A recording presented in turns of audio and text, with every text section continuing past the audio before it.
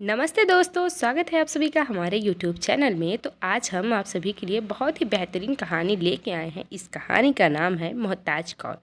तो चलिए इस कहानी को हम शुरू करते हैं।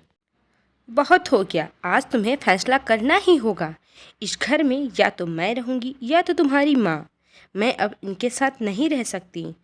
तुम्हें इन्हें गांव छोड़कर ही आना पड़ेगा, नहीं तो मैं अपने दोनों बेटों के साथ इस घर से चली जाऊंगी।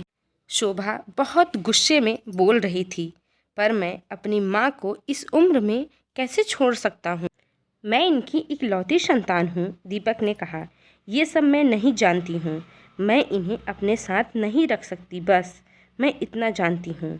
शोभा अभी भी गुस्से में थी, पर अब तो पिताजी भी नहीं रहे, फिर यह गांव में अकेले कैसे रह पाएंगी। दीपक बोला, तो फिर वृद्धाश्रम छोड़ दो। मुझे इनके साथ नहीं रहना है बस, और मैं सब कुछ नहीं जानती हूँ। लेकिन तुम्हें इनसे परेशानी क्या है? तुम तो इनका कोई भी काम नहीं करती हो, उल्टा यही तुम्हारी मदद करती रहती हैं। इनके साथ रहने में तुम्हें क्या तकलीफ़ है? मुझे तकलीफ़ नहीं है तो मुझे इनके साथ रहने में कोई फ़ायदा भी नहीं है। फ़ायदा भी तो क्या इनसे? ना इनके पास पैसे हैं, ना इन्हें पेंशन मिलती है। पैसे पैसे के लिए मोहताज हैं। हर अपनी एक छोटी बड़ी चीज़ के लिए ये हम पर आश्रित हैं। इनका खाना, कपड़ा, दवा, हर चीज़, ज़रूरत की चीज़ें तो हम पूरी करते हैं इनकी। अलग से इनके और भी नखरे हैं। कभी मंदिर में दान देना, कभी चंदा देना, कभी किसी की मदद करना, कभी सहेली के नाती पोती का जन्मदिन होना। और पड़ोसी वाली लता ने तो अपने बेटे की तबीयत का दुखड़ा क्या सुना दिया। इन्होंने जल्दी से उनको पैसे ही निकाल के दे दिए घर का काम करने के लिए। गृह सहायिका हैं ये, अपना काम तो ये कर नहीं पाती तो घर का काम क्या करेंगी। पैर का दर्द, घुटने का दर्द, तो ये ऊपर से कुछ न कुछ तबीयत का खराब होना लगा ही रहता है। हर बात पर कुछ न कुछ बोलती रहती हैं। मैं अब इनके नखरे नहीं सह सकती हूँ। शोभा बोलती जा ही रही थी। दीपक कहता है, शोभा तुम शांत हो जाओ, सुनो और बैठो। दीपक शोभा को पलंग पे बैठाता है और खुद उसके बगल बैठ के कहता है, अब तुम मेरी बात शांति से सुनो। मेरे पिताजी एक साधारण सी कंपनी में जॉब करते थे और उन्होंने मेरे लालन पालन में, मेरी शिक्षा में, संस्कार में उन्होंने कोई कमी नहीं छोड़ी है। और मेरी माँ ने मेरे पिताजी से कभी भी कोई शिकायत, कोई फरमाइश नहीं की है। हर कदम पर, हर हाल में मेरे पिता का साथ दिया है। इसी कारण मैं इतने अच्छे से पढ़ पाया, अपनी इंजीनियरिंग की पढ़ाई पूरी कर पाई और इतनी अच्छी कंपनी में आज मैं इतने अच्छे पद पर कार्य कर रहा हूँ। तुमने भी तो इसी कारण मुझे पसंद किया था और इसमें शादी की। आज भी जो भी हूँ, जो कुछ भी पाया हूँ, सब कुछ अपने माता पिता के कारण ही हूँ। अगर उन्होंने इतना मेरे लिए त्याग तपस्या ना की होती तो क्या मेरी इतनी अच्छी परवरिश हो पाती? मैं इतना अच्छा कुछ भी कर पाता? इनमें कौन सी बड़ी बात है? इतना तो हर माता पिता अपने संतान के लिए करते हैं। मेरे माता पिता ने भी तो मुझे पढ़ाया। शोभा बोली, हाँ किया है और सही है। सब माता पिता अपनी संतान के लिए करते हैं, पर सबके घर में पैसों की कमी नहीं होती जो मेरे घर में थी। मेरे माता पिता ने अपनी हर इच्छा, आवश्यकता, शौक और मेरे लिए कुर्बान किए हैं। दीपक ने उसका हाथ पकड़ते हुए कहा, तुम कह रही हो ना कि इनके पास पैसे नहीं है, इनके पास पेंशन नहीं है, ये हमारे लिए मोहताज हैं। तो बताओ, मैंने जब जन्म लिया था तो क्या मेरे पास पैसे थे? मैं भी तो नौकरी करने तक के अपने लालन पोषण, पढ़ाई, हर एक आवश्यकता और अपनी इच्छा अपने माता पिता को ही मोहताज था।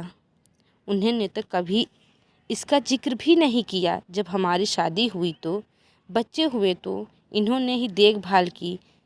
अभी हम दोनों अपनी नौकरी भली भांति कर रहे हैं, ये सब सुख सुविधा जुटा पा रहे हैं। तब क्या तुम बच्चों के पालन पोषण, देखभाल के लिए इनकी मोहताज थी? क्या हम नौकरों और आया के भरोसे, क्या हम इतने निश्चित होकर नौकरी कर पाते, इतनी सफलता पाते? आज जब बच्चे थोड़े बड़े हो गए हैं तब तो ये तुम्हें भार लग रही हैं। कल तक तो तुम इनके सहयोग की मोहताज थी। आज जब पिताजी नहीं रहें, इनकी उम्र ज़्यादा हो गई तो ये तुम्हें अच्छी नहीं लग रही हैं, मोहताज लग रही हैं। हाँ, ये बताते हैं। शोभा का गुस्सा कुछ कम हो गया था। तुम कहती हो कि ये हमारी मोहताज हैं, तो मैं कहता हूँ कि हम आज भी मोहताज हैं इनके प्यार के लिए, इनके आशीर्वाद के लिए, इनकी दुआओं के लिए। तुम खुद ही सोचो और बताओ, इस संसार में सच्चे हृदय से हमारा भला चाहने वाला, हमारे लिए ईश्वर से प्रार्थना करने वाला, हमारी खुशियों में हृदय से सुख होने वाला, इससे बढ़कर कौन है। यह पूजा करती हैं, दान करती हैं, किसी की मदद करती हैं, चंदा देती हैं या किसी को कुछ उपहार देती हैं, तो हमारे भले के लिए ये करती हैं ना। और हाँ, हमारे पास इतना तो है ही ना, लता को देने के लिए पैसे मुझसे ही लिए थे।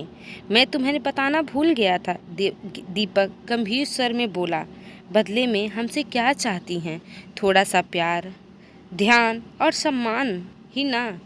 हम भी तो अपने बच्चों का पालन कर रहे हैं, तो क्या हम अपने बुढ़ापे में उनसे ये नहीं चाहेंगे? आज जहाँ माँ है, कल वहाँ हम होंगे। शोभा का गुस्सा थोड़ा कम तो हुआ था, पर अभी भी असमंजस में थी। मम्मी पापा, दादी और कपड़े बैग में भर रही हैं, कहीं जा रही हैं क्या? शोभा के दोनों बच्चे 12 वर्ष का शौर्य और 10 वर्ष का शुभ दौड़ते हुए आए। मम्मी, दादी को कहीं मत भेजना, तुम तो ऑफिस में रहती हो, तुम्हारे पास तो हमारे लिए समय ही नहीं है। स्कूल से आने के बाद दादी ही हमारे पास रहती हैं, खाना गर्म करके देती हैं, हमारा ध्यान रखती हैं, हमारे सारे सामान को संभाल के रखती हैं, हमसे बहुत प्यार करती हैं, हमें वो सुनती हैं, समझती हैं। देख लो, आज भी तुम अपने बच्चों की खुशी के लिए इनकी मोहताज हो। अब बताओ, मोहताज कौन है, किसका है? दरअसल परिवार में कोई किसी का मोहताज नहीं होता।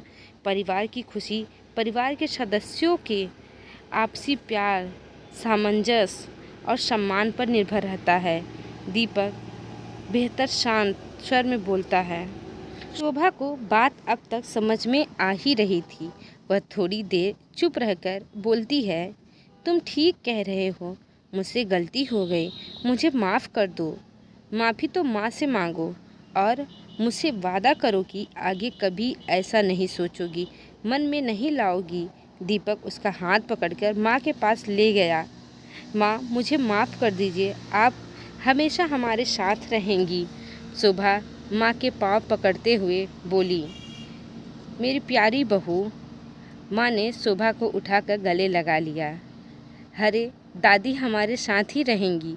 शौर्य शुभ भी ताली बजाकर हंसने लगे। शोभा, दीपक और माँ भी हंसने लगे। तो दोस्तों, ये है बहुत ही अच्छी सी एक पारिवारिक कहानी। हम आज जैसे अपने माता पिता के साथ करेंगे, कल वैसे ही हमारे बच्चे हमारे साथ भी करेंगे। अगर माँ बाप 4 बच्चों को पाल सकते हैं, तो हम बच्चे भी अपने एक बूढ़े माँ बाप को पाल सकते हैं। इसीलिए माँ बाप को कभी बोझ ना समझें।